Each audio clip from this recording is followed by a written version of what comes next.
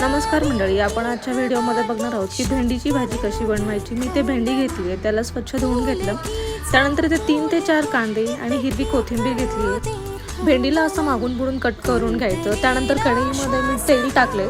मी इथे 2 चमचे तेल घेतले। तेलामध्ये जिरं, मोहरी आणि आलं लसूण पेस्ट टाकली आहे। त्यानंतर बारीक चिरलेला कांदा यामध्ये टाकलाय।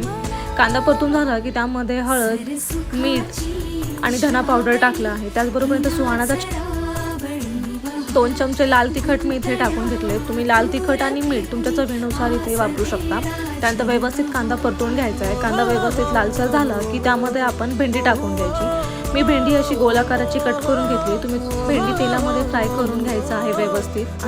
2 चमचे मी शेंगदाणा कूट टाकला आहे। भरभरून कोथिंबीर टाकली। भेंडी तेलामध्ये व्यवस्थित फ्राय करून घ्या आणि भेंडीचा चिकटपणा जाईल। आणि आता भेंडी 5 ते मिनिट वाफवून घ्यायची आणि ते भेंडीची भाजी रेडी आहे। थँक्यू।